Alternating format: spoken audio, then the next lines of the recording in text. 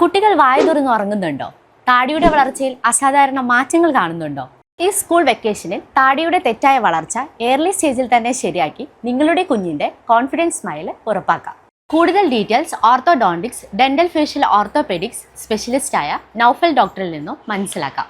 കുട്ടികളുടെ മൂക്കിലൂടെ ശ്വാസമെടുക്കുന്ന സമയത്ത് ബുദ്ധിമുട്ടുണ്ടാകുമ്പോൾ വായ തുറന്നുറങ്ങുന്നതും കുട്ടികൾ ചെറുപ്പത്തിൽ സ്ഥിരമായി വിരലുകൾ വായിലിടുന്നതും എല്ലിൻ്റെ ആകൃതിയിൽ മാറ്റത്തിനിടയാകുന്നു. ഇത് പ്രധാന കാരണങ്ങളിൽ ചിലത് മാത്രമാണ്. ഇത് കാരണം മോണ ഉന്തുന്നത്, താടിയെല്ല് നീണ്ടുവരുന്നത്, താടിയെല്ല് ചുരുങ്ങി വരുന്നത് എന്നീ വൈകല്യങ്ങൾ ഉണ്ടാകുന്നു.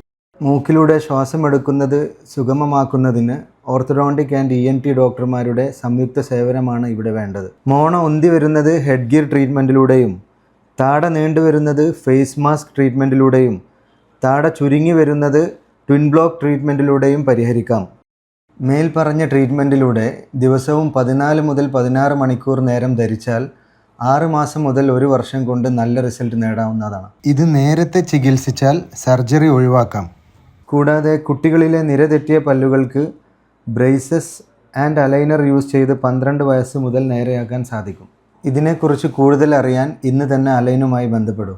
Your smile, our commitment. Align Digital Dentistry and Facial Aesthetics. Best Nadaka, Calicut.